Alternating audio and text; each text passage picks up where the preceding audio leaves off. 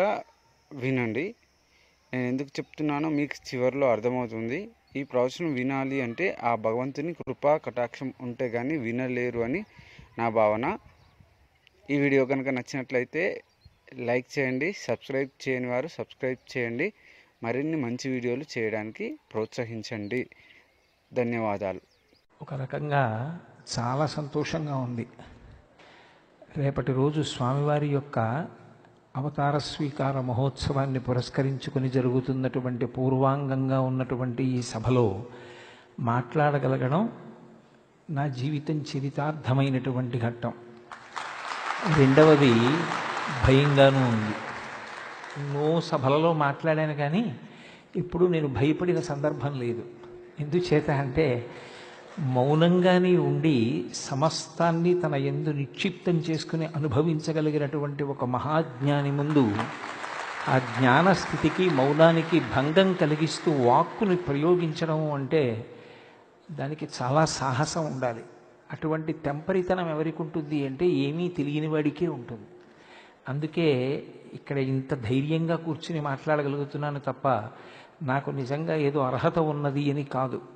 స్వామివారి యొక్క నిర్హేతుక కృపా కటాక్ష వీక్షణముల చేత ఇవాళ ఇక్కడ కూర్చుని వారి పాద సన్నిధానంలో 4 మాటలు మాట్లాడేటటువంటి భాగ్యం లభించడం మనకి సనాతన ధర్మంలో గమనించవలసినటువంటి ఒక అద్భుతమైన విశేషము ద్యోతకమవుతుంది. ఒకే పరబ్రహ్మము సృష్టి చేస్తుంది. అప్పుడు ఆయనకి బ్రహ్మ అని పేరు. ఆయనే స్థితికారుడై లోకములను రక్షిస్తాడు. అప్పుడు ఆయన పేరు విష్ణువు. అదే పరబ్రహ్మము ఈ జీవులనన్నిటినీ తలలోకి లయం చేసుకుంటాడు. అప్పుడు ఆయన పేరు హరుడు. చాలామంది సృష్టి దగ్గర స్థితి దగ్గర ఏ విధమైనటువంటి అపోహకి లోను కారు. కానీ లయము అనేటప్పటికి అదేదో చంపేసేటటువంటి ప్రక్రియ అనుకుంటారు. కానీ ఎప్పుడూ జ్ఞాపకం పెట్టుకోవలసిన విషయం ఒకటి ఉంటుంది. ఈశ్వరుని యొక్క క్రియాకలాపమునందు కారుణ్యము వినా మరొకటి ఉండదు. సృష్టి చేయడంలో కారుణ్యం.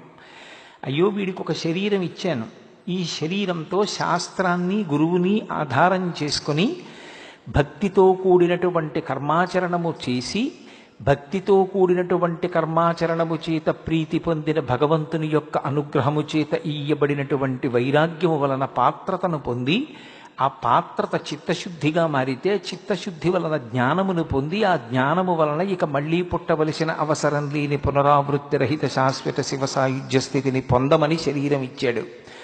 కానీ మళ్లీ మళ్లీ సంసార లంపటంలో ఇరుక్కుపోయి పరబ్రహ్మమును పొందగలిగినటువంటి స్థితిని మనం కోల్పోతే వీడు ఎటూ పొందలేడు. ఇన్ని లక్షల జన్మలెత్తి పునరపి జననం పునరపి మరణం పునరపి జననీ జఠరీ శైనం ఇహ సంసారే బహుదుస్తారే కృపయాపారే పాహిమురారే అంటారు శంకర భగవత్పాదులు భజగోవిందంలో. వీడు నన్ను పొందలేకపోతున్నాడు, నీవే వీణ్ణి పొందుతానని పరమేశ్వరుడు కొంతకాలం జీవులకు విశ్రాంతినిచ్చి ప్రళయమునందు తాను పొందుతాడు. అందుకే అది మహాకారుణ్యం. ఒక్క తను పొందడమే కాదు, స్వల్పకాలిక ప్రళయము అంటే రాత్రివేళ పట్టేటటువంటి నిద్ర లేకపోతే ఉదయం లేచినప్పుడు ఆకలి వెయ్యదు. ఆకలి వెయ్యకపోతే పదార్థం తీసుకోడు. పదార్థం తీసుకోకపోతే శక్తి ఉండదు. నిద్ర ఆకలి ఒకదాని మీద ఒకటి ఆధారపడతాయి. రాత్రి నిద్రనిస్తాడు కాబట్టి స్వల్పకాలిక ప్రళయం పరమశివుడు చేసేటటువంటి అనుగ్రహం. ఆత్యంతిక ప్రళయము అని ఒకటి ఇస్తాడు. ఆత్యంతిక ప్రళయము అంటే జ్ఞానమును కటాక్షించడం. మహాప్రళయము అంటే జీవులను తనలోకి తీసుకోవడం. ఇవన్నీ కూడా పరమకారుణ్యంతో చేస్తాడు. అందుకే సృష్టికర్తగా స్థితికర్తగా ప్రళయకర్తగా 3 రూపాలలో ఆయన ఏది చేసినా కేవలము కారుణ్యముతో చేస్తాడు తప్ప ఆయన చేసేటటువంటి పనుల యందు ఆగ్రహం అనేటటువంటి మాట ఎన్నడూ ఉండదు. ఈ 3 కలగలిసినటువంటి పదార్థం ఏది ఉన్నదో దానినే పరబ్రహ్మమని పిలుస్తాం. ఎవ్వడు సృజించు ప్రాణుల ఎవ్వడు రక్షించు త్రుంచు ఎవ్వడనంతుండెవ్వడు ఈ విధమున మనుచు బెనుచు హేలారతుడై అంటారు పోతనగారు భాగవతంలో. ఆ ఒక్కడే సృష్టిస్తాడు, ఆ ఒక్కడే స్థితి చేస్తాడు, ఆ ఒక్కడే లయ చేస్తాడు. సృష్టి చేసినప్పుడు సృష్టికర్త, నిర్వహించినప్పుడు స్థితికర్త, తనలోకి తీసుకున్నప్పుడు ప్రళయకర్త. Usually we call the Parabrahman in the name of the God. నన్ను ఇవాళ మాట్లాడేటప్పుడు అప్పుడప్పుడు ఇంగ్లీష్ వాక్యాలు కూడా చెప్తే ఇక్కడ ఉన్న విదేశీయులకి ఉపయుక్తంగా ఉంటుంది అన్నారు. లేకపోతే నేను కొంచెం ప్రవచనాల్లో ఇంగ్లీష్ వాడడానికి దూరంగా ఉంటూ ఉంటాను. The consolidation of the three activities generation, operation and destruction are commonly called the god. That is the reason why in English Parabrahman is termed as the God. The letter G stands for generation, Srushti. The process of generation is symbolized by the Brahma. Next is operation. The running of the entire universe is called the protection, the operation. It is done by the Vishnu. The last one is destruction, taking everything into him. This is called the pralayam. It is done by Hara. It is called D. So the consolidation of the three activities, generation, operation and destruction, are commonly called the God. ఈ సృష్టి స్థితి లయ చేసేటటువంటి పరమేశ్వరుడు మీరు జాగ్రత్తగా గమనిస్తే సనాతన ధర్మంలో బ్రహ్మ విష్ణు మహేశ్వరుడుగా మాత్రమే ఉండడు. ఇంకొక మెట్టు కిందకు వస్తాడు. ఎవరి కోసం వస్తాడు అంటే 84 లక్షల జీవరాశులలో అలా ఆయన కిందకు వచ్చేది కేవలం మనుష్యుల కోసమే వస్తాడు. ఇక ఏ ప్రాణి కోసం రాడు. ఎందుకు రాడు అంటే మిగిలిన 83,99,999 ప్రాణులకు కర్మాధికారం లేదు. వాటికి శాస్త్రం చదువుకుని శాస్త్ర ప్రకారం కర్మ చేయడము అన్న మాట అన్వయం అవ్వదు. మనుష్యుడు శాస్త్రం చదువుకోవాలి, గురువుగారి పాదములను ఆశ్రయించి గురువు యొక్క ఆజ్ఞ ప్రకారం ప్రవర్తించాలి. అటువంటి మనుష్యుడికి మార్గాన్ని నిర్దేశించడం కోసమని ఆయన కిందకి దిగి గురువుగా వస్తాడు. అందుకే మీరు ఒక సంప్రదాయాన్ని జాగ్రత్తగా గమనించండి. సనాతన ధర్మంలో గురుస్వరూపము కానటువంటిది కేవలము దైవముగా మాత్రమే నిలబడిపోయినది మీకు కనపడదు. మీరు బ్రహ్మగారిని తీసుకోండి. నారాయణం పద్మభువం వశిష్టం శక్తించ తత్పుత్ర పరాశరంచ అనే అద్వైత గురు పరంపరలో బ్రహ్మగారిది ప్రముఖ స్థానం. నారాయణుడి తర్వాత ఆయనదే స్థానం. విష్ణువుని తీసుకున్నారనుకోండి, ఆయన కేవలం ఏదో కృష్ణ పరమాత్మగా శ్రావణమాసం బహుళపక్షంలో అష్టమి నాటి అర్ధరాత్రి వేళ చీకట్లో పుట్టడానికి కారణం కాకతాళీయంగా ఏదో కర్మచేత నేను పుట్టినట్టుగా ఆయన కూడా పుట్టాడు అని అన్వయం చేయకూడదు. అంత కటిక చీకట్లో ఎందుకు వచ్చాడు అంటే ఆయన జగద్గురువు. చీకటి ఎక్కడుంటుందో ఆ చీకటిని తీసేయడమే ఒక దీపంగా గురువు యొక్క లక్షణం. అందుకే కృష్ణ భగవానుడే భాగవతంలో ఒక చోట తన గురువైన సాందీపని మహర్షి గురించి చెప్తూ, తిరివి అజ్ఞానతిమిర ప్రదీపమగుచు అవ్యయంబగు బ్రహ్మంబుననుభవించి భరిత సత్వుండు సత్కర్మ నిరతుడతుల భూసురశ్రేష్ఠుడలగుండు భుదనుతుండు అంటాడు. ఒక దీపం ఉన్న చోట చీకటి ఎలా ఉండదో అలా గురువు ఉన్న చోట ఇక అజ్ఞానం ఉండదు. ఆయన జగద్గురువుగా రావాలి. శ్రావణ మాసం అన్ని మాసములలోకి బాగా చీకటిగా ఉండే మాసం. వర్ష ఋతువు అయిన కారణము చేత నల్లని మబ్బులు కిందకొస్తాయి. బహుళపక్షం మరింత చీకటి. అష్టమి మధ్యలో తిథి మరింత చీకటి. అర్ధరాత్రి కటిక చీకటి. ఇంకా అంతకన్నా చీకటి ఉండడానికి తిథి ఇంకొకటి లేదు. పైగా బహుళపక్షం పితృదేవతలకు చీకటి, దేవతలకు దక్షిణాయనం చీకటి.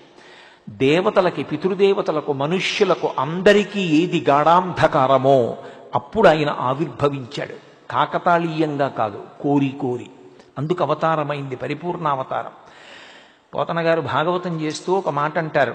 జలధర దేహు నాజాలు చతుర్బాహు సరసీరుహక్షు విశాల వక్షు జారు గదా శంఖచక్ర పద్మ విలాసు కంఠ కౌస్తుభమణి కంతిభాను కమనీయ కటిసూత్ర కంకణ కేయూర శ్రీవత్సలంచనంచిత విహారు మరుకుండల ప్రభాయుత కుంతలలలాటు వైఢూర్య మణిగణ వరకిరీటు బాలు పూర్ణేందు రుచిజాలు భక్త లోకపాలు సుగుణాల వాలు కృపావిశాలు చూచి తిలకించి పులకించి చోద్యమంది ఉబ్బి చెలరీగి వసుదేవుడు ఉత్సహించే అంటారు. శంఖచక్ర గదా పద్మలతో పట్టుపీతాంబరంతో పరిపూర్ణమైనటువంటి అవతారంగా అర్ధరాత్రి వేళ కారాగారంలో తల్లిదండ్రులకు దర్శనమిచ్చి చెయ్యవలసిన భావి కార్యక్రమాన్ని నిర్దేశించాడు. కురుక్షేత్ర సంగ్రామంలో భగవద్గీతని లోకానికి ఉపదేశం చేశాడు అర్జునుణ్ణి అడ్డుపెట్టి. ఆ కృష్ణావతారం లేకపోతే భగవద్గీత లేదు. భగవద్గీత లేకపోతే ప్రస్థానత్రయంలో ఒక ప్రధానమైనటువంటి విషయం లేదు. అటువంటి భగవద్గీతని లోకానికి అందించడానికి వచ్చింది. అందుకే ఆయన జగద్గురువు. కృష్ణం వందే జగద్గురుం. విష్ణువు జగద్గురువుగా వచ్చారు, పరమశివుడు సరే. అసలు ఆయన ఒకప్పుడు మౌనంగా ఉపదేశం చేశాడు. మౌన వ్యాఖ్య ప్రకటిత పరబ్రహ్మతత్వం యువానం వర్షిష్టాం తే వసదృషిగణైరావృతం బ్రహ్మనిష్టై ఆచార్యేంద్రం కరకలిత చిన్ముద్రమానందరూపం స్వాత్మారామం ముదితవదనం దక్షిణామూర్తిమీడే. ఏమీ మాట్లాడకుండా మౌనంగా ఇలా చిన్ముద్ర పట్టి చిన్ముద్ర ద్వారానే మౌన వ్యాఖ్య చేత తనని ఆశ్రయించిన సనకసనందనాదులకు జ్ఞానమును కటాక్షించాడు.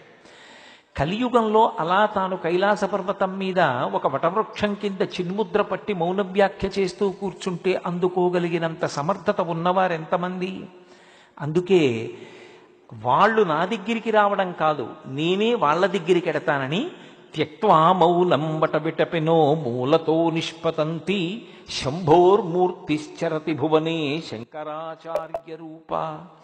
ఆ పరమశివుడే శంకర భగవత్పాదులుగా వచ్చి సన్యాసాశ్రమంలో ఉంటే తప్ప ఒక చోట ఉండవలసిన అవసరం లేకుండా అంతటా తిరగడం కుదరదని సన్యాసం స్వీకరించి యావత్ భారతదేశం కూడా పర్యటించి అవైదికమైన 72 వాదనలను ఖండించి భారతదేశంలో వేదానికి పట్టాభిషేకం చేసి వేదాంతర్గతమైనటువంటి అద్వైత సిద్ధాంతాన్ని ప్రచారం చేశారు.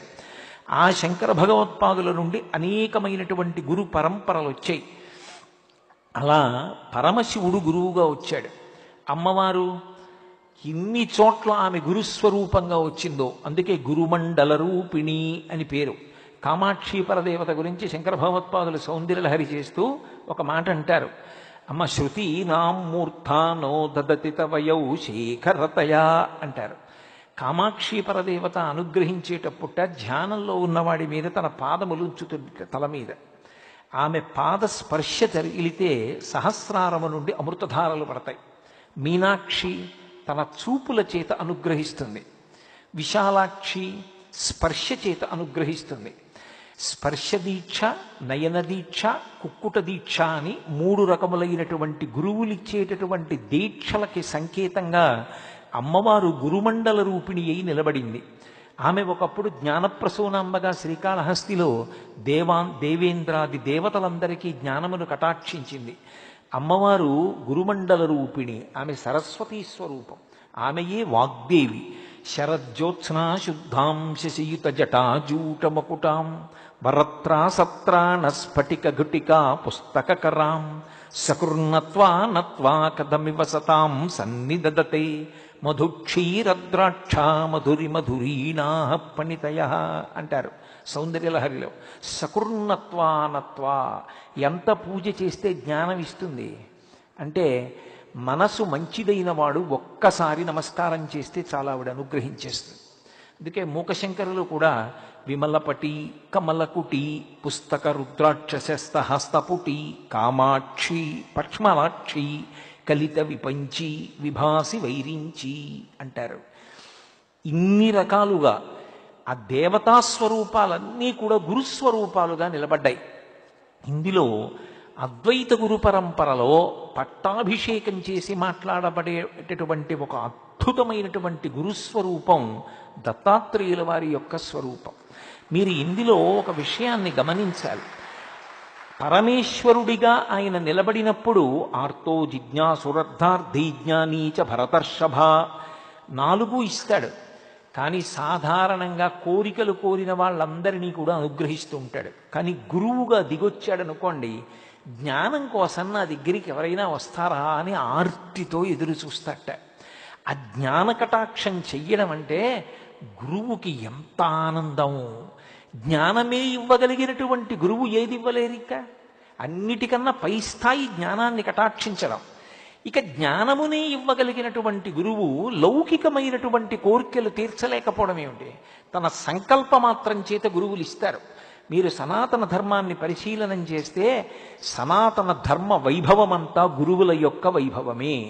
శివాజీ మహారాజు యొక్క గొప్పతనం సమర్థరామదాసు గారితో ముడిపడింది. మీరు ఎవరిని తీసుకోండి, గురువుగారి పాదముల చెంత అత్యంత వినయంతో నిలబడిన వాడెవరో అదొక్కటే పాత్రత. గురువుగారి దగ్గరికి వెళ్ళినప్పుడు నేను ఇంతవాణ్ణి కాను, నేనెంతవాణ్ణి అన్నమాట గుర్తుపెట్టుకోవాలి. వారి ముందు నేనెంతవాణ్ణి, నా జీవితానికి వారి ముందు నిలబడడం, వారి నీడలో కూర్చోవడం, వారి పాదములను దర్శించడం, వారికి శుశ్రూష చేయడం నా జన్మకి చాలు. ఈ భావన ఎవరు పొందుతారో దానినే పాత్రతగా స్వీకరిస్తారు. అందుకే శంకరులు షట్పదీ స్తోత్రం చేస్తే మొదట అడిగింది అవినయమపనయ విష్ణోహో అన్నారు. నాకు అవినయాన్ని తీసేయి, వినయాన్ని కటాక్షించు స్వామి అన్నారు. ఆ విద్యా దదాతి వినయం, అసలు విద్యకి మారుపేరు వినయం. ఆ వినయము ఉండాలి శిష్యుడి దగ్గర. రామచంద్రమూర్తి యొక్క గొప్పతనం అంతా ఎక్కడిది? విశ్వామిత్రుడిది, వశిష్ఠుడిది. సర్వే వేద విదశూరాః సర్వే లోకహితేరతాః సర్వే జ్ఞానోపసంపన్నాః సర్వే సముదితా గుణైః అన్నారు మహర్షి రామాయణ రచన చేస్తూ. ఆయన అన్ని విషయాలు తెలుసుకుని ఆ తెలుసుకున్న విషయములు లోకములకు పనికొచ్చేటట్టుగా ప్రవర్తించారు అంటే వశిష్ఠుడు, విశ్వామిత్రుడు ఆయనకి అలా విద్యాబోధ చేశారు. అందుకే లోకంలో ఎప్పుడూ జ్ఞాపకం పెట్టుకోవలసిన విషయం ఒకటి ఉంది. గురువు గారి నోటి వెంట ఏ మాట వస్తుందో అది ఆజ్ఞ, అది సలహా కాదు, అది కేవలముగా ఒక మాట కాదు. గురువు గారి నోటి వెంట వచ్చినటువంటిది ఏది ఉంటుందో దాన్ని ఆజ్ఞగా స్వీకరించగలిగిన వాడెవరో వాడు తరిస్తాడు. ఎవరు చెప్పనివ్వండి సలహా కావచ్చు, కానీ గురువు నోటి వెంట వచ్చింది మాత్రం ఆజ్ఞ. అందుకే రాముడు విశ్వామిత్రుడి దగ్గరికి వెడితే ఇలా చేతులు కట్టుకు నిలబడతాడు. సుబాహు, తాటక మొదలైన వాళ్ళని సంహరించి కూడా చేతులు కట్టుకు నిలబడి ఒక మాట అంటాడు, ఆజ్ఞాపై యదీచ్ఛం వైశాసనం కరవామకిం అంటాడు. ఓ మహానుభావ, హే బ్రహ్మన్ అంటాడు. గురువుగారని కూడా అండవు, బ్రహ్మన్ అంటాడు. బ్రహ్మముని ఎరిగినవాడా, బ్రహ్మవిద్ బ్రహ్మైవ భవతి, బ్రహ్మముని ఎరిగి నువ్వు బ్రహ్మమయ్యావు. నా కంటి ముందు పరబ్రహ్మము రాశీభూతమై కూర్చునుందలా. ఓ గురువా, మీరు మమ్మల్ని ఆజ్ఞాపించండి. శాసనం కరవామకిం, ఆ ఆజ్ఞాపించేటప్పుడు ఇది వీడికి చెప్పచ్చా అని ఆలోచించకండి. ఒరే ఆ పాదుకలు నావి తీసి అక్కడ పెట్టు అనండి. నేను ఇలా ముట్టుకోను, నా కుడి చేత్తో పట్టుకుని పైకెత్తి తల మీద పెట్టి పట్టుకెడతాను. మీరు ఆజ్ఞాపించినది నాకు శాసనం. ఆజ్ఞాపయ యథేచ్ఛం వై. దశరథ మహారాజు కొడుకు మారీచుణ్ణి పడగొట్టాడు, ఎక్కడికో తరిమి కొట్టాడు మానవాస్త్రంతో, సుబాహుని చంపాడు, తాటకని చంపాడు. అలా ఆలోచించద్దు.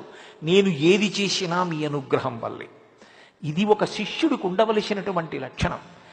మిగిలినటువంటి గురువుల యొక్క విశేషములు ఎంత గొప్పగా చెప్పబడతాయో దానికి అత్యద్భుతమైన రీతిలో భిన్నంగా ఉండేటటువంటి గురుస్వరూపం దత్తాత్రేయుల వారి యొక్క స్వరూపం. దత్తాత్రేయ స్వామి వారి యొక్క వైభవం వర్ణించడం ఎవరికీ సాధ్యం కాదు.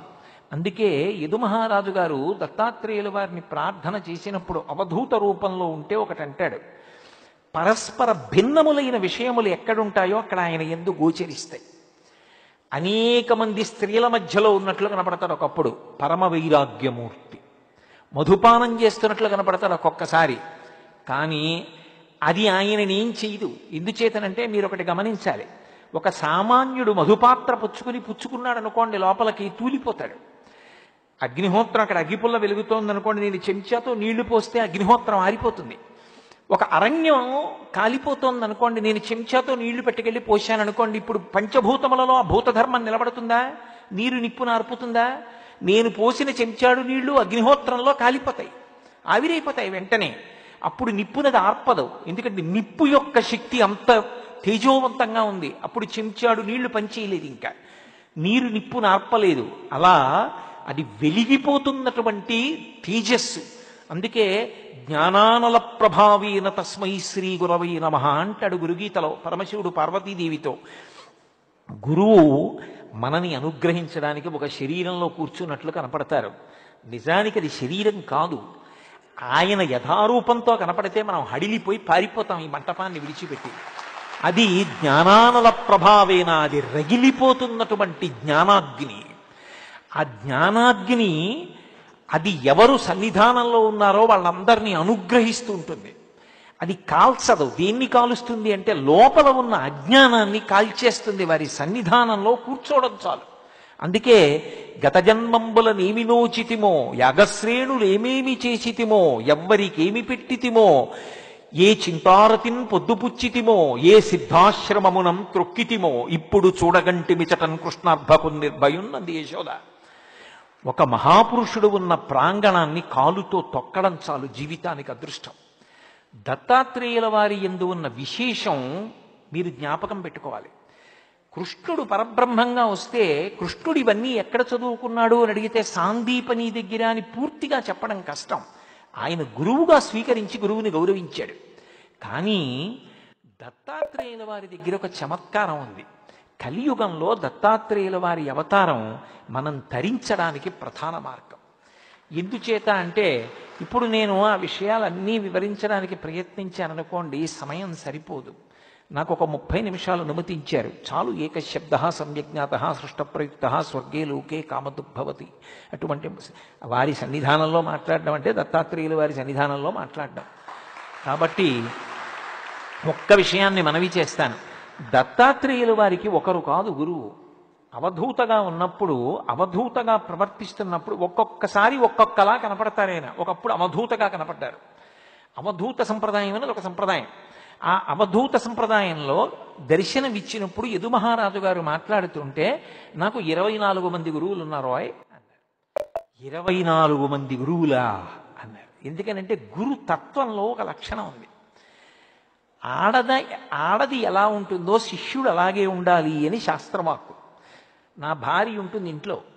నా భార్య ఇంట్లో ఉన్నప్పుడు బంధువులు రానివ్వండి బిడ్డలకి పెట్టినట్టు పెడుతుంది. నా స్నేహితులు రానివ్వండి బిడ్డలకి పెట్టినట్టు పెడుతుంది. నా శిష్యులు రానివ్వండి బిడ్డలకి పెట్టినట్టు పెడుతుంది. తన కడుపున పుట్టిన పిల్లలే రానివ్వండి బిడ్డలకి పెట్టినట్టు పెడుతుంది. ఏది పెడుతున్నా మాత్రం ఒకటి గుర్తుపెట్టుకుంటుంది, ఇలానే ప్రవర్తించడం నా భర్త గౌరవాన్ని నిలబడడానికి. భర్త గౌరవాన్ని మాత్రం ఎన్నడూ దృష్టిలో పెట్టుకుంటుంది. దృష్టిలో పెట్టుకుని చేసే ప్రతి పని ఆయన యొక్క ఔన్నత్యానికి. అలా దత్తాత్రేయుల వారు లౌకికమైనటువంటి విషయాల్ని గురువులుగా తీసుకున్నారు. దత్తాత్రేయుల వారి జీవితాన్ని సమన్వయం చేసుకోవడం అలవాటైతే ఎవరో వచ్చి ఏదో చెప్పాలనే భావన పోయి జీవితంలో సంఘటనలు గురువులుగా మారడం అనేటటువంటి స్థితి కలుగుతుంది. ఎందరో మహాత్ములుగా మారడానికి కారణం దత్తాత్రేయుల వారి అనుగ్రహం ఎలా ఉంటుంది అంటే, తను ఒక చోట దెబ్బతింటే దాన్ని గురువుగా తీసుకుంటాడు. దత్తాత్రేయుల వారు ఏదో ఒక రూపంగా కాదు, 3 శిరస్సులతో బ్రహ్మ విష్ణు పరమేశ్వరులుగా 3 రూపాలు కలగలిసిన రూపంగా కనపడ్డారు. అలా దర్శనమిచ్చిన వారు ఒకప్పుడు నైమిషారణ్యంలో వారు దర్శనమిచ్చినప్పుడు అంత అద్భుతంగానూ దర్శనమిచ్చారు. బ్రహ్మ శిరస్సుతో, విష్ణు శిరస్సుతో, శివ శిరస్సుతో 3 శిరస్సులతో దర్శనమిచ్చారు. వారికి గురువులు 24 మంది. అంటే ఎలా ఉంటారు? శిష్యుడు ఆడది ఒకలా ఉండాలని నేను ఇందాక అన్నా కదా. గురువు గారు ఒక్కడే ఉంటాడు పతి. ఇంటికి వచ్చేటటువంటి వాళ్ళు చాలా మంది ఉంటారు, అందరికీ అన్నం పెడుతుంది. అలాగే ప్రధానమైన గురువు ఎవరో ఆ గురువు పతి వంటి వాడు. మిగిలిన వాళ్ళు ఆదరభావం ఉంటుంది. ఆ గురువుల దగ్గర కూడా మంచి మాటలు నేర్చుకోవాలి, విమర్శ చెయ్యకూడదు గురువుల యందు. అందుకే దత్తాత్రేయుల వారు నాకు 24 మంది గురువులు ఉన్నారన్నారు. 24 మందా? ఎవరు వాళ్ళు? ఎక్కడ నేర్చుకున్నారు మీరు ఈ పాఠాలన్నీ అంటే ఆయన 24 మంది పేర్లు ఒక శ్లోకంలో చెప్పారు. ఆయన అన్నారు, పృథిర్వాయురాకాశ ఆపోరగ్ని చంద్ర రవి. అక్కడికి 7 గురువులు. ఒకటి పృథివి అంటే ఈ భూమి, గాలి, ఆ తర్వాత ఆకాశం, నిప్పు, నీరు, సూర్యుడు, చంద్రుడు, కపోతము అంటే ఒక పావురము, అలాగే అజగరము అంటే ఒక కొండ చిలవ.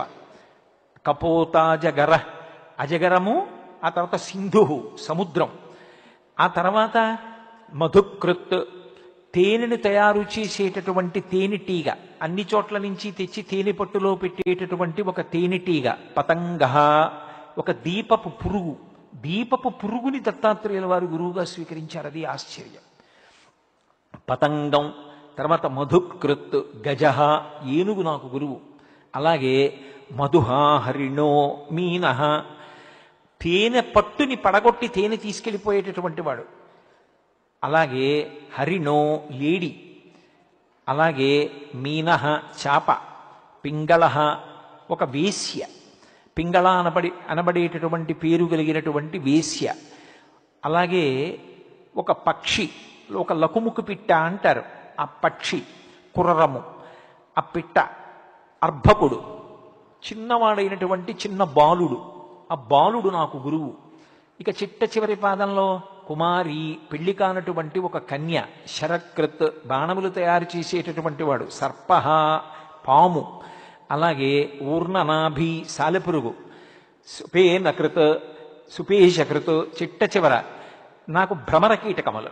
ఈ 24 మంది నాకు గురువులు. ఇప్పుడు నేను 24 మంది గురించి చెప్పను, కానీ ఒక్క విషయాన్ని కొద్దిగా మనవి చేసే ప్రయత్నం చేస్తాను.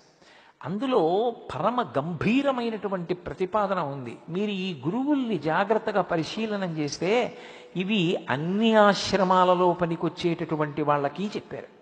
బ్రహ్మచారికి, గృహస్థుకి, వానప్రస్థుకి, సన్యాసికి ఏ ఆశ్రమాన్ని విడిచిపెట్టకుండా అన్ని ఆశ్రమములలో ఉన్న వాళ్ళకి గురుత్వానికి పనికొచ్చేటట్టుగా ప్రకృతిలోంచి స్వీకరించారు. నేను గృహస్థు గురించి మాట్లాడతాను, మనందరం ఇక్కడ ఎక్కువ మంది ఉన్నాం కాబట్టి. కపోతం గురించి చెప్పారు. ఒక పావురం ఒకటి ఉన్నది, అది చెట్టు మీద కాపరం ఉంటుంది. దానికి ఓ భార్య ఆడపావురం. ఆ ఆడపావురం గుడ్లు పెట్టింది, గుడ్లు పెట్టి పొదిగింది. పొదిగినప్పుడు పిల్లలయ్యాయి. ఈ మాటలని దత్తాత్రేయుల వారు చెప్పిన మాటల్ని మీరు మామూలుగా తీసుకోకూడదు, ఇందులో చాలా పెద్ద గాంభీర్యం ఉంటుంది. పక్షి గుడ్డు పెట్టిందండి, పక్షికి ఏ జ్ఞానం ఉంది? దాని మీద కూర్చుందనుకోండి గుడ్డు పగిలిపోతుంది. కానీ అది ఏం చేస్తుందంటే ముందుకు వెళ్ళి వెనక్కి నడుస్తుంది, కాళ్ళతోటి నడిచి పొట్ట కిందకి గుడ్డు వచ్చింది అని చూసుకుంటుంది. రెక్కవైపు నుంచి మెల్లిగా దింపుతుంది పొట్టని. ఇప్పుడు ఆ పొట్ట గుడ్డుకి తగులుతుంది. తగిలినప్పుడు గుడ్డు పెంకు పక్షి పొట్ట తగులుతాయి. ఆ పైన ఉన్న పెంకు వేడెక్కుతుంది, లోపల ఉన్నటువంటి పిండం పొదగబడి పిల్లగా మారుతూ ఉంటుంది. అప్పుడు పక్షి కళ్ళు అద్భుతంగా ఇలా అరమోటుగా మూస్తుంది. ఇదే రామకృష్ణ పరమహంస అంటారు. పొదుగుతున్న పిట్ట గీయగలవేమో, పిట్ట మనసులోని ఆనందంతో కూడిన కన్నులు గీయలేవంటారు. పక్షికి ఎలా తెలిసింది అది తన గుడ్డని, గుడ్డులో తనకు పిల్లుందని, ఆ పిల్ల పొదగబడుతోందని, తన పొట్టవేడి పెంకుకు తగులుతోందని, పెంకువేడి పిండానికి ఎడుతోందని, పిండం పిల్లవుతుందని, ఆ పై పెంకు పగలగొట్టుకుని పైకొస్తుందని, తన మాతృత్వం సిద్ధిస్తోందని దానికి తెలుసా? తెలుసు. అది పొదిగింది. ఇక్కడ అనుబంధం, సంసారం అక్కడ మొదలవుతోంది. నా బిడ్డలు పొదిగింది. ఎవరు? మనిషిగాడు, ఒక పిట్ట. పిల్లలయ్యాయి. ఇప్పుడు మగపక్షి నా వలన గుడ్లు పెట్టింది, అవి నా పిల్లలు కూడా. ఇది మీరు గృహస్థాశ్రమానికి అన్వయం చేసుకోవాలి. అంతే కదా, గృహస్థాశ్రమంలో నా భార్య కన్నా సంతానాన్ని చూసి నా బిడ్డలు అని నేను పొంగిపోనా? నేను తండ్రిని అని. అక్కడ వరకు దోషం ఉందా అంటే లేదు. ఇది శాస్త్రంలో చమత్కారం. పితృరుణం అని ఒకటి ఉంటుంది, సంతానాన్ని కనాలి. అతి సంగం కూడదు. అందుకే మీరు జాగ్రత్తగా గమనిస్తే శాస్త్రంలో ఎక్కడా కూడా బాధ్యత అన్న మాట వాడరు. ఇది మా బాధ్యతలండి అని అనరు, కర్తవ్యం ఈ మాటే వాడతారు. అందుకే మీరు గురువులు మాట్లాడినా ఋషులు మాట్లాడినా చూడండి, కర్తవ్యం. ఉత్తిష్ఠరసార్థూల కర్తవ్యం దైవమాన్నికం అంటాడు. కర్తవ్యం అంటే చెయ్యవలసిన పని చెప్తారు. చేయలేదనుకోండి ఇంకో మాట చెప్తారు, ఇంకా చేయలేదనుకోండి ఇంకా చెప్తారు. అంతేకాని వాడు చెప్పలేదని వీళ్ళు విసుక్కోరు. నీ చెప్పవలసింది చెప్తున్నానా లేదా, అంతవరకు. కర్తవ్యం అన్న మాటకు అర్థం ఏమిటంటే నేను చెప్పులు ఎప్పుడు విప్పేయాలో అప్పుడు విప్పేయాలి. నాకు కొడుకు పుట్టాడు, ఆ కొడుక్కి పెళ్లి చేశాను, వాడు గృహస్థాశ్రమంలోకి వెళ్ళాడు. ఇప్పుడు ఆ కొడుకు పుట్టాడు, బాలసారి పీటల మీద ఎవరు కూర్చుంటారు? నా కొడుకు కోడలు కూర్చుంటారు. నేనెందుకు వెర్రెక్కిపోవడం? నేను ఎప్పుడైతే కొడుక్కి పెళ్లి చేసేశానో అప్పటి నుంచి ఇంకా నేను పరబ్రహ్మాన్ని చేరుకునేటటువంటి ప్రయత్నం మొదలు పెట్టాలి. లేకపోతే జీవుడు ఏమైపోతాడు? ఇంకా మనవలు ముని మనవలు అలాగే పట్టు కూర్చుని సంసారము పెరగట్లేదు, నువ్వు పెంచుకుంటున్నావు. నీ కర్తవ్యం చెప్పులు ఎక్కడిప్పాలో అక్కడ ఇప్పాలి. నేను కాకినాడలో బయలుదేరినప్పుడు చెప్పులు వేసుకునే బయలుదేరాను. ఇక్కడికి చెప్పులు వేసుకొచ్చానా లోపలికి? ఇక్కడ మహాపురుషులు కూర్చుని ఉన్నారు, నాకు ఇచ్చిన విడిదిలో విడిచిపెట్టి వచ్చేసాను. ఎక్కడ విడిచిపెట్టాలో అక్కడ విడిచిపెట్టాలి, ఎంతకాలం పట్టుకోవాలో అంతకాలం పట్టుకోవాలి. పట్టు విడుపు దీనికే కర్తవ్యం. అది రాలేదు పావురానికి. నా పిల్లలు వెళ్ళింది, ఏదో పదార్థం తెచ్చింది, నోట్లో పెట్టింది, అవి కులకలకలకలు ఆడుతున్నాయి, అది సంతోషపడిపోతోంది, మగపిట్ట సంతోషపడిపోతోంది. కాలం అన్నది ఒకటి ఉంటుంది కదూ, కాలము మృత్యువునకు పర్యాయ పదం. అందుకే కాలోహి బలవాన్ కర్త సతతం సుఖ దుఃఖయో నరాణం పరతంత్రాణం పుణ్యపాప అనుయోగత అంటాడు వ్యాసుడు. ఆ కాలము కాలుడు ఒక వేటగాడి రూపంలో వచ్చాడు. ఎవరి ఉసురు ఎప్పుడు తీయాలి మనకి తెలియదు. ఆయుర్దాయాన్ని నిర్ణయించవలసిన వాడు పరమేశ్వరుడు. ఆ కాలుడి రూపంలో వచ్చాడు బోయేవాడు. వచ్చి ఆ పక్షి పిల్లలు అవి ఇంకా బాగా ఎగరలేనివి, అందుకని ముందు అవి పట్టుకుని బుట్టలో వేసుకున్నాడు. ఇప్పుడు అవి కిలకిల కిలకిల కిలకిలలాడుతున్నాయి. మూతి సన్నగా ఉంటుంది, పైకి ఎగిరిపోకుండా, లోపల కదులుతూ ఉంటాయి. ఆడపక్షి వచ్చి చూసింది ముందు, అవ్యాజమైన వ్యామోహాన్ని పొందింది. అబ్బా నా పిల్లలు అందులో పడిపోయి నిష్కారణంగా తన పిల్లల్ని విడిపించుకోనన్నా విడిపించుకుంటాను, లేదా నేను వాటితో పాటు చచ్చిపోతాను. వెళ్ళిపోయింది, దాన్ని బుట్టలో పడేసుకున్నాడు. నా భార్య వెళ్ళిపోయింది, బిడ్డలు వెళ్ళిపోయారు, నేనెందుకు? మగపక్షి వెళ్ళిపోయింది, బుట్టలో పడేసుకున్నాడు. అన్నిటినీ చంపి తినేశాడు. దత్తాత్రేయులు వారు అన్నారు, నా గురువు ఆ పక్షి కపోతం. ఎలా? అతి సంగము కూడదు. సంగము వేరు, అతి సంగము వేరు. సంసారంలో ఉన్న తర్వాత భార్య బిడ్డలు క్షేమం చూడాలి, కానీ ఎక్కడ నీ కర్తవ్యం పూర్తయిపోతోందో కూడా నువ్వు తెలుసుకోవాలి. తెలుసుకోకుండా ఇక అదే పనిగా సంసారాన్నే పట్టు కూర్చుంటే, ఒక్కటండి శంకర భగవత్పాదులు చెప్పిన ఒక శ్లోకం గుర్తుంటే చాలు భయం వేస్తుంది. యావత్ పవనో నివసతి దేహే తావత్ పృచ్చతి కుశలంగేహే గతవతి వాయో దేహాపాయే భార్యా బిభ్యతి తస్మిన్ కాయే. లోపలికి వెళ్ళిన ఊపిరి పైకి రాకపోయినా, పైకి వెళ్ళిన ఊపిరి లోపలికి వెళ్ళకపోయినా అయిపోయిందంతే. పడుకోబెట్టేశారనుకోండి నేల మీద, ఎన్ని అనుబంధాలతో ఎవరొచ్చి పిలవనివ్వండి, అన్నయ్య, తమ్ముడు, మామయ్య, బాబయ్య, పెదనాన్న, ఎన్ని పేర్లతో, ఏమండి, ఏ పేరుతో పిలవండి, అది పలకదిక. శరీరం వెళ్ళిపోయింది, జీవుడు ఉద్ధరేణ ఆత్మనాత్మానం, నిన్ను నువ్వు ఉద్ధరించుకోవాలి. ఈశ్వరుడు ఆయుర్దాయం ఇచ్చాడు, నీ కర్తవ్యాలు అయిపోయాయి. కొడుక్కి పెళ్లి చేసేసావు, కూతురుని అయ్యింటికి పంపించేశావు. భగవంతుని యందు దృష్టి పెట్టు. సంసారం విడిచిపెట్టేయక్కర్లేదు, కనీసం భగవంతుని యందు దృష్టి పెట్టి వాళ్ళు క్షేమంగా ఉండాలని మనసులో ఒక భావన చెయ్యి. ఇక నా వరకు నేను చేయవలసింది పూర్తయింది, ఇక వాడు చేసుకుంటాడు. నేను ఇంటికి పెద్దవాడిగా వాళ్ళు క్షేమంగా ఉండాలనో నమస్కారం. ఇక నేను తరించడానికి, వైరాగ్యం కలగడానికి, చిత్తశుద్ధి కలగడానికి కర్మాచరణ మొదలు పెడతాను. ఇది లేకపోతే ఏమవుతుందంటే సంసారమునందు అతిసంగము దుర్మరణములకు కారణమవుతుంది. ఇప్పుడు ఆ సంఘంతో చచ్చిపోయింది పిట్ట. నా పిల్లలు నా పిల్లలు నా పిల్లలు అంటూ ఆడపిట్టపోయింది, నా భార్య పిల్లలు అంటూ అది పోయింది. అయ్యో మా అమ్మ నాన్న అంటూ వాళ్ళు పోయారు. ఏమవుతారు వాళ్ళు? భాస్కర రాయల వారు లలితా సహస్రనామ స్తోత్ర వ్యాఖ్యానంలో చెప్పారు ధన్య అన్న నామానికి. ఇలాంటి వెర్రి పెట్టుకుపోయిన వాడు ఎవరుంటాడో వాడు తిరియక్కవుతాడు. తిరియక్ అంటే భూమికి అడ్డంగా పుట్టి అడ్డంగా పెరుగుతాడు.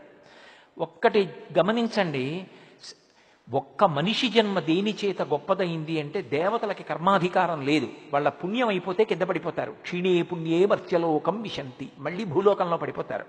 కాబట్టి దేవతలు కర్మాధికారంతో యజ్ఞయాగాది క్రతువులు చేసి వాళ్ళు మోక్షం పొందలేరు, ఆత్మవిచారం చేయగలరంతే.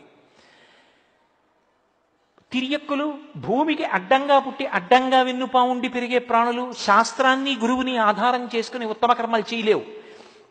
అడ్డంగా పుట్టి నిలువుగా పెరిగేటటువంటి మనుష్యుడు శాస్త్రాన్ని గురువుని పట్టుకుని పని చెయ్యాలి. ఏదో చేసేసాను కాదు, ఒక పని చేస్తే ఎలా చెయ్యాలో అలా చెయ్యాలని తప్ప ఇంకొకలా చెయ్యడానికి వీల్లేదు. అయినప్పుడు ఆ రెండిటినీ ప్రమాణంగా తీసుకోవాలి. గురువుని శాస్త్రాన్ని తీసుకుని చెయ్యవలసిన పని చేసినటువంటి మనుష్యుడు అపారమైనటువంటి పుణ్యాన్ని మూట కట్టుకుని దేవేంద్ర పదవిలో కూర్చోగలడు. నాకు పుణ్యమో వద్దు, పాపమో వద్దు, జ్ఞానాగ్ని దగ్ధ కర్మాణం అన్నీ ఉమామహేశ్వర పరబ్రహ్మార్పణమస్తు. నేను చేసిన ఈ కర్మలన్నీ చిత్తశుద్ధికి పనికి రావాలి. చింతపండుతో చారు పెట్టుకోవచ్చు, చింతపండుతో ఇత్తడి గిన్నె తోముకోవచ్చు. ఇత్తడి గిన్నెతో తోమింది ఇత్తడి గిన్నె యొక్క యథారూపాన్ని ఇస్తుంది. దానికి కొత్త కాంతి తేలేదు, ఉన్న కాంతి పైకొచ్చింది. పులుసులో చారులో వేసుకుంటే ఓ పూట తాగచ్చు. పుణ్యమని వాడుకుంటావా కాస్త సుఖంగా వస్తుంది. కాదంటావా చిత్తశుద్ధి అయితే జ్ఞానమునకు కారణమై జ్ఞానము మోక్షమునకు కారణమవుతుంది. నీ యథారూపం ప్రకాశిస్తుంది, అంతే మోక్షం అంటే. కొత్తగా ఏదో రాదు అద్వైత సంప్రదాయంలో. యథాస్థితి అనుభవమునకు దక్కుట అంతే. అయినప్పుడు మనుష్యుడు జ్ఞానమును పొంది మోక్షమును పొందగలడు, పుణ్యకర్మల చేత దేవతా పదవి పొందగలడు. ఇంత గొప్ప మనుష్య జన్మ పొంది దాన్ని ఎందుకో పనికి మాలినటువంటి రీతిలో సంసారమునందు సంగము పెట్టేసుకుని అతి సంగముతో చిట్ట చివరికి మళ్ళీ కొన్ని లక్షల జన్మలు తిరియక్కుగా పుడతాడు భూమికి అడ్డంగా. ఏమో ఉచ్చేసి పట్టుకుంటారో, ఈట పెట్టి పొడుస్తారో, కత్తి పెట్టి నరుకుతారో, బాణం వేసి కొడతారో, కాళ్ళు చేతులు కట్టి తీసుకెడతారో, కంఠాన్ని కత్తితో నరుకుతారో, చచ్చిపోవడానికి కూడా స్వేచ్ఛ ఉండదు. ఎలా అవ్వాలనుకుంటున్నావు నీ చేతిలో ఉంది. దాన్ని ఈశ్వరుడి మీద నెపం పెట్టకు. ఈశ్వరుడి మీద పెట్టి సాధించేది లేదు. నీకు మనుష్య జన్మ వచ్చిన తరువాత నువ్వు సంగమును పరిశీలించుకోవాలి. ఎక్కడ ఎంతవరకు పట్టుకున్నానో అంతవరకు పట్టుకున్నానా, ఎక్కడ విడిచిపెట్టాలో అక్కడ విడిచిపెడుతున్నానా లేదా. అందుకే మనకి సంప్రదాయంలో ఆయన పండిపోయారండి అంటారు. పండిపోయారంటే ఏమిటి? పిండెగా ఉంటుంది, వదిలిపెట్టేసింది అనుకోండి కొమ్మని ఎందుకు పనికిరాదు. దోరకాయ వదిలేస్తే పనికిరాదు, పండిపోయింది, ముగ్గిపోయింది. పైన ఉన్నటువంటి తొక్క ముట్టుకుంటే మెత్తగా అయిపోతుంది, రంగు మారిపోతుంది, లోపల ఉన్నటువంటి పదార్థం అంతా మధుర రసంగా మారిపోతుంది. మీరు ఇలా చిన్న పిసర కన్నం పెడితే మధుర రసం కింద కారిపోతుంది. అప్పుడు తనంత తాను ముచిక విడిచిపెట్టేసింది. తనంత తాను ముచిక విడిచిపెట్టడము అంటే ఈ శరీరమునందుండి దీన్ని ఋతుమంతం చేసుకోవాలి. దీని చేత శాస్త్రవిహితమైన కర్మాచరణము చేసి కామాన్ని గెలవడం కోసం ధర్మంతో ముడివేయడానికి గృహస్థాశ్రమంలోకి వెళ్ళి పితృరుణం నుంచి విముక్తిని పొందడానికి సంతానాన్ని పొంది వాళ్ళకి ఇవ్వవలసిన ఆశ్రమంలోకి వాళ్ళని ప్రవేశపెట్టి ఇప్పుడు నీ కర్తవ్యం ఏమిటి అంటే ఈశ్వరుణ్ణి చేరుకోవడానికి నువ్వు మార్గంలో నడవాలి. అలా నడవకుండా సంగము పెట్టుకుంటే చిట్ట చివరికి ఏమైపోతాడు జీవుడు? ఈ అతి సంగము ఎలా పాడు చేసేస్తుంది అన్నదానికి నాకు కపోతము ఉదాహరణ. ఇప్పుడు నాకు ఒకటి చెప్పండి, దత్తాత్రేయుల వారికి కపోతం గురువు అయిందా? ఉరే, నీ జన్మని నువ్వు సంస్కరించుకోవాలంటే ప్రకృతిలో నువ్వు ఏది చూసినా నీకు గురువు కాగలదు. నిన్ను నువ్వు దిద్దుకోవాలన్న ఆలోచన నీకు కలిగితే, ఆ ఆలోచన నీకు కలగలేదా? భగవంతుడు ఎక్కడున్నాడు, భగవంతుడు ఎక్కడున్నాడు అని అడిగాడు ఒక ఆయన. ఏమీ చదువుకోని ఒక ఆయన అన్నాడు, నేను పుట్టిన తరువాత ఎన్నో గీతలు గీశాను, గీసిన గీతలన్నీ కూడా తడి తగిలితే చెరిగిపోయాయి. కానీ ఏ మహానుభావుడు ఏ ఉలి పెట్టి గీశాడో, నేను పుట్టినప్పుడున్న ఈ గీతలు ఎన్ని మాటలు కడిగినా పోలేదు. చిట్ట చివరికి ఈ శరీరం పుడకలైపోతే పోవాలంతే. ఈ గీతలు గీసిన మహాశిల్పకుడు ఉన్నాడని నమ్మినప్పుడు వాడు పరమేశ్వరుడు కాక వేరెవ్వరన్నాడు. నమ్మకం అనేటటువంటిది, విశ్వాసం అనేటటువంటిది పరబ్రహ్మం. అందుకే శాస్త్రమునందు గురువునందు మొట్టమొదట ఆ విశ్వాసము ఏర్పడితే తప్ప మనిషి తరించడు. అందుకే పుట్టినరోజు ఎవరెవరిది జరపాలి అంటే తన పుట్టినరోజు తాను చేసుకోవాలి. పెళ్లి రోజు అవి చేసుకోమని లేదు, పుట్టినరోజు చేసుకోవాలి. అలాగే దేవతల యొక్క పుట్టినరోజు చెయ్యాలి. మొన్న హనుమత్ జయంతి వచ్చింది, చేశాం. అలాగే కృష్ణాష్టమి వస్తుంది, చేస్తాం. మహాశివరాత్రి వస్తుంది, చేస్తాం. మూడవది గురువు గారి పుట్టినరోజుకి శిష్యులందరూ ఆ ప్రాంగణానికి వెళ్ళి గురువుగారు ఏ రోజున అవతార స్వీకారం చేశారో, ఆయన మన కోసమని కర్మ చేయడానికి రాలేదు శరీరంతో, మనని ఉద్ధరించడానికి వారు వచ్చారు. వారు వచ్చి అలా కూర్చుని మనని అనుగ్రహిస్తున్నారు. వారి మాట ఒక్కటి చాలు. నాబోటిగాడి మాట కొన్ని గంటలు చెప్పినా ప్రయోజనం ఎక్కువ ఉండదు. అరణ్యంలో కాకి కూస్తూనే ఉంటుంది, ఏమిటి ప్రయోజనం? ఎవరికి బంధువులు వస్తారని సంతోషించాలి? సింహం గుహలోంచి ఒక్కసారి అరుస్తుంది, అంతే, సింహ గర్జన, అన్ని గుహల్లోకి పారిపోతాయి. గురువు ఎంత మాట్లాడాలి? మాట్లాడక్కర్లేదు, అలా కూర్చుంటే చాలు, సింహ గర్జన. ఆయన్ని చూస్తే చాలు, ఆయన ఒక్క మాట అంటే చాలు, ఆయనకో నమస్కారం పెడితే చాలు. ఆయన ఏ రోజు అవతార స్వీకారం చేశారో, నేను ఆయన పుట్టినరోజు అన్న మాట వాడగలిగినంత సాహసం చేయలేను. పుట్టడం కర్మ చేసుకున్నవాడు కర్మను అనుభవించడానికి పుడుతుంటాడు. అలా పుట్టినవారు కారు. అలా పుట్టినవారైతే దాదాపు 3 దశాబ్దాల క్రితం కీకారుణ్యంలో ఉన్న ఈ ప్రదేశంలోకి వచ్చి తన సంకల్ప మాత్రం చేత ఇంత దివ్య భూమిగా ఎలా మార్చగలిగారు? ఆ సంకల్ప బలం లేకపోతే, ఆ తపోశక్తి లేకపోతే, ఎంత తపశ్శక్తి లేకపోతే ఇవాళ ప్రపంచ పటంలో ఉన్న అన్ని దేశాల వాళ్ళు గణపతి సచ్చిదానంద స్వామీజీ అన్న పేరు వినపడ్డంత మాత్రం చేత ఏదో తిక్కన గారి విరాట పర్వతంలో చెప్పినట్లు ఏదో నీరజాకరములు నిష్ఠయి చేసిన భవ్య తపంబు ఫలమనంగ దినసముఖాకినందిత చక్రయుగ్మకంబులయనురాగంపు బ్రోవనంగ హరిహర బ్రహ్మ మహానుభావంబులొక్కటింగాగరగిన గట్టియనగ అతుల వేదత్రయ లతికాచయము పెరుబొందం పుట్టెడు మూలకందమనగ జన సమాజ హృదయ కరపుట సరోజములకు ముకుళనంబును జృంభణంబును నొచ్చు భానుబింబంబు పూర్వాద్రిపై విలింగే అంటాడు. గణపతి సచ్చిదానంద స్వామీజీ అన్న పేరు విన్నంత మాత్రం చేత లోకంలో ఎవరిచే రెండు చేతులైనా ఇలా ముకుళించుకుంటాయి, ఇలా నమస్కరిస్తారు. అంతటి కారణజన్ముడుగా ప్రభవించాలి అంటే అది సామాన్యమైన పుట్టుకెలా అవుతుంది? అదొక అవతార స్వీకారం. అటువంటి మహావతారం ఒకటి నడుస్తున్న రోజుల్లో అటువంటి ఒక మహాపురుషుడు ఈ భూమి మీద నడయాడుతున్న కాలంలో వారు తిరిగిన చోట తిరిగి, వారు ఉన్న చోట కూర్చుని మాట్లాడి, వారి పాదపద్మములను దర్శించి, వారి మాట విని, వారిని చూసి వెళ్ళగలిగినటువంటి భాగ్యమే అద్భుతమైతే, వారు అలా అవతార స్వీకారం చేసిన రోజున వెళ్ళి ఒక్కసారి నువ్వు ఆ ప్రాంగణంలో నిలబడి నమస్కరించి వెళ్ళిపోతే చాలు, నీ జన్మ ధన్యం అయిపోయిందండి. అందుకే గురువు యొక్క అవతార స్వీకార దినోత్సవానికి వెళ్ళాలి. అయితే దేనికైనా ప్రాప్తం అనొకటి ఉంటుంది, ఆ సమయం వస్తే తప్ప జరగదు. నేను సిగ్గుపడ్డా ఇందాక పూర్ణచంద్రరావు గారు వీడిని 3 ఏళ్ల నుంచి రమ్మంటున్నామండి, వీడి ఇవాళ ఊడిపడ్డాడు అన్నారు. ఆయన అన్నారు, స్వామీజీ ఇలా చూపించి దత్తుడి అనుగ్రహం ఇప్పటికీ కలిగింది అన్నారు. స్వామి నా జన్మధన్యం అన్నారు. నిజం కదూ, 3 ఏళ్ల నుంచి వద్దాం అనుకుంటున్నాను, రాలేకపోయాను. నాకేం రాకూడదని కాదు, రావాలని ఆర్తి ఉన్నా రాలేకపోయాను. ఇప్పటికీ నా జన్మ పండిందంటలేదు, వారి అనుగ్రహం లాగిందంటున్నాను. వీడంతట వీడెటూ రాలేడురా, నేను లాగుతానని లాగారు, వచ్చి పడ్డాను. కాబట్టి ఇంత మహోత్కృష్టమైనటువంటి వేళలో రాగలగడం ఒకెత్తైతే, అసలు ఈ పీఠానికి తన జీవితాన్ని అంకితం చేసేసి రాజమండ్రిలో లెక్చరర్గా చేస్తున్న రోజుల్లో మాతో రైల్లో వస్తుండేవారు. ఆ పుస్తకాలు చేత్తో పట్టుకుని ఏమి చిరునవ్వో, ఎంత ప్రేమైకమూర్తో, ఎంత స్నేహభావనో మా సుబ్బయ్య దీక్షితులు గారిది. నేను వచ్చినప్పటి నుంచి అడుగుతున్నవారు ఏదని.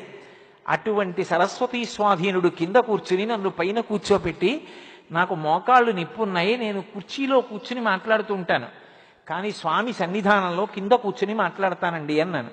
ఆయన అన్నారు, నాకన్నా కిందే ఉందివు కానివని బల్లేసుకుని కుర్చీ వేసుకుని పైకెక్కారు. ఏమి కారుణ్యం!